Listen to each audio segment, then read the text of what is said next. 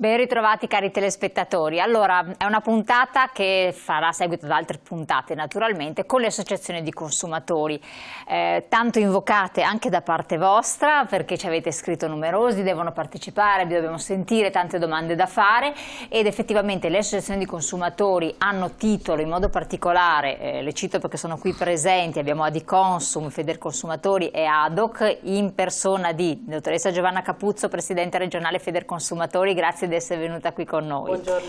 L'avvocato Davide Cecchinato, Presidente dell'Adiconsum del Veneto, grazie anche Buongiorno. a lei. E il dottor Sergio Taurino, Presidente dell'ADOC del Veneto, Buongiorno. Grazie anche a lei. Buongiorno. Hanno titolo a dire, a raccontarci, cercare anche di risolvere nei limiti del possibile le tante, purtroppo sempre più frequenti, problematiche che ci riguardano e non sono problemi spiccioli, sono questioni che purtroppo mettono in crisi le famiglie. Tante gli argomenti, tante anche le sedi interlocutorie con le istituzioni che si svolgono, che si sono anche appena svolte, sia a livello territoriale che poi a livello nazionale. Io dico sempre, chi meglio delle associazioni di consumatori può rappresentare gli interessi dei cittadini, purché i cittadini vedono le associazioni di consumatori e poi si rivolgono per risolvere il problema a queste associazioni, perché hanno peso, hanno forza dal momento in cui hanno degli iscritti, hanno delle persone che ci credono, sanno che ci sono dei professionisti seri e preparati che possono veramente risolvere questo problema e farsi portavoce di interessi collettivi. Detto questo, bisogna sempre ripeterlo, vediamo anche nella slide gli indirizzi a cui rivolgersi perché è interessante anche saperlo, li trovate poi naturalmente sul web, li trovate dappertutto, però comunque è bene ricordare. Ci sono sedi territoriali un po' ovunque nella regione del Veneto come anche in tutta Italia. Incominciamo, Presidente Federconsumatori, ma tanto che poi parli ADOC oppure Adiconsum è lo stesso. La questione principale qual è adesso? Quale si è presentata e che cosa state facendo? Allora, attualmente, come ben si può immaginare, il tema più caldo, diciamo, che stiamo affrontando è il tema del caro vita e del caro bollette. Quello a cui teniamo tanto. Quello a cui teniamo tanto e che di fatto va a toccare chiunque, va a toccare il consumatore, va a toccare le famiglie, va a toccare l'artigiano, la partita IVA e le imprese. Quindi purtroppo è un problema che democraticamente sta colpendo tutti, chi più o chi meno, seppur insomma ben siano noti i dati alla mano, le bollette che arrivano mensilmente o bimestralmente ci parlano chiaramente di quelli che sono ovviamente i rincari pesanti che attualmente dobbiamo in qualche modo subire. I problemi che ci vengono posti dalle famiglie fondamentalmente sono vari.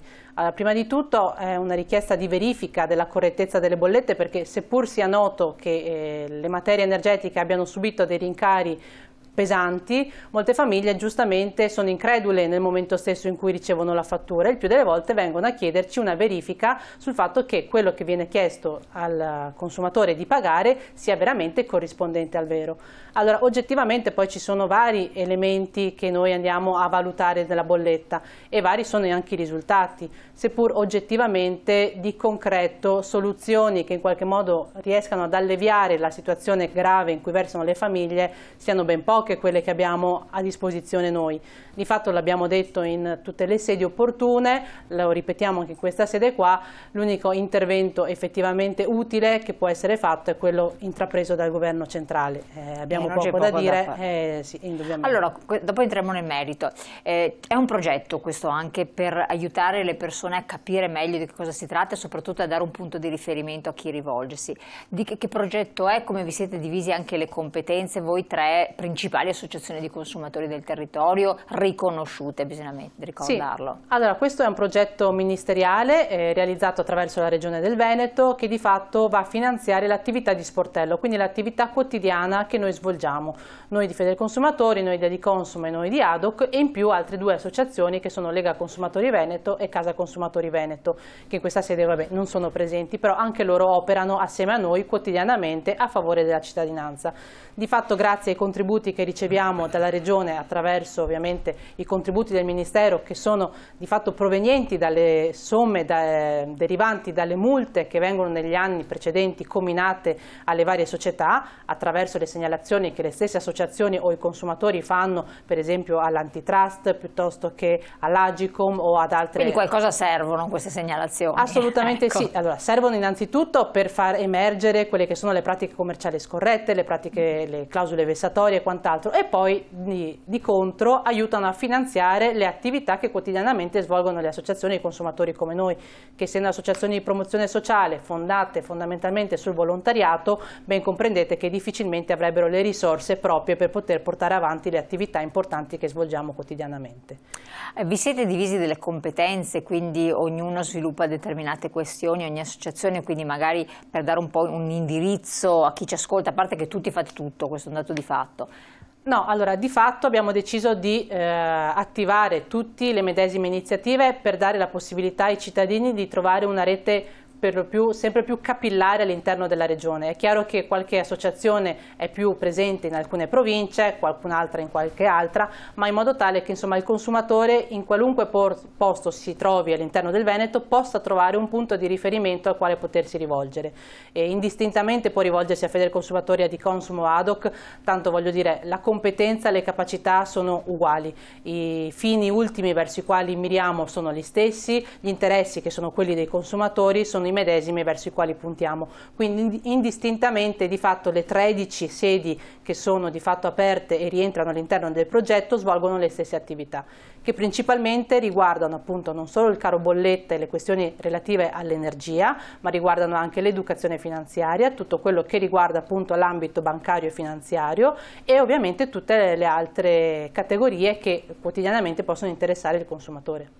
C'è il primo progetto, progetto 1, che se non sbaglio riguarda anche la questione dei voli che purtroppo ha tediato tantissimi cittadini quest'estate, e poi non solo quella, ma c'è anche il digital divide di cui abbiamo parlato più volte ed è un altro problema. Sì, diciamo che il progetto 1... Tanto sviluppiamo le tematiche con la Presidente Capuzzo, poi abbiamo negli altri spazi di trasmissione, sviluppiamo le altre, andiamo per capitoli. Sì, diciamo che il progetto 1 è quello più generalista, quello che vede a 360 gradi la vita di una persona, di tutto quello che può riguardarlo, e di fatto in quest'ultimo periodo stiamo trattando parecchio i problemi derivanti dai voli. Quest'estate per fortuna insomma, abbiamo ripreso a viaggiare, però purtroppo molte compagnie hanno lasciato a terra o causato importanti ritardi, e quindi è chiaro che i disagi che ha subito il consumatore devono in qualche modo essere riconosciuti e ristorati. Di fatto c'è una direttiva europea che prevede ovviamente come debbano essere gestiti questi contenziosi, e in qualche modo noi come associazioni ci interfacciamo a questi vettori per poter far sì che i diritti violati dei consumatori vengano in qualche modo riconosciuti e ristorati. Allora, come entriamo nello specifico, perché questo risponde ad diverse mail che ci sono arrivate, per cui magari proprio 2 o 3 punti fissi. Cosa deve fare il consumatore, in realtà la persona, il viaggiatore che ha subito che tipo di problema, ce lo può dire lei, e che tempi tecnici ci sono, tempi anche per poter fare un reclamo e tutto, perché poi magari uno torna dal viaggio, inizialmente ha una rabbia pazzesca, poi si fa coinvolgere dalla vita quotidiana e il tempo vola. Eh sì, allora in questo caso come nella maggior parte dei casi la tempestività è importante, ovvero non appena si ritorna a casa o non appena si raggiunge la meta e si ha ovviamente subito un disservizio, lamentare immediatamente al vettore quanto è successo, in modo tale da avere comunque una prova oggettiva del fatto di aver subito un ritardo piuttosto che una cancellazione. Cosa vuol dire scrivervi una mail? Sì, allora di fatto le compagnie aeree nelle loro carte dei servizi mettono a disposizione più modalità per sporgere un reclamo. C'è chi ha dei form online appositi dove ovviamente si va a dialogare direttamente con la compagnia, chi ha degli indirizzi fisici purtroppo, e per lo più sono anche compagnie estere, quindi con tutte le difficoltà del caso, chi ovviamente dà un indirizzo mail ordinario oppure una PEC. E di fatto quello che consigliamo noi è il modo insomma, più certificato possibile da utilizzare. Opportunamente sarebbe meglio usare una raccomandata oppure una PEC, ovviamente se inviata da un'altra PEC, o utilizzare quei form online che sono resi a disposizione dalle compagnie, con l'accortezza però di avere un ritorno, ovvero di avere la conferma dell'invio, di cosa si è andato a contestare e la data in cui si è presentato il reclamo. Quali documenti conservare? Allora, conservare fondamentalmente il biglietto del volo, la ricevuta, e poi se ci sono stati dei disagi derivanti dalla cancellazione piuttosto che dal ritardo, qualsiasi pezza che giustifichi la richiesta di risarcimento. Se per esempio noi siamo stati costretti a avere un aereo posticipato e quindi siamo stati costretti ad alloggiare in un albergo che non ci è stato fornito dal vettore, che ci ha cancellato o che ha ritardato eccessivamente il nostro volo, tenere ovviamente la ricevuta del pagamento dell'albergo, le spese che noi abbiamo affrontato per poter stare nell'aeroporto o in un'area vicina per poter prendere poi il volo successivo, quindi magari i costi del pranzo, della cena, piuttosto anche dell'acquisto di beni di prima necessità necessari appunto per poter affrontare quel giorno o quei giorni necessari a dover fare una permanenza per poter poi prendere il volo successivo.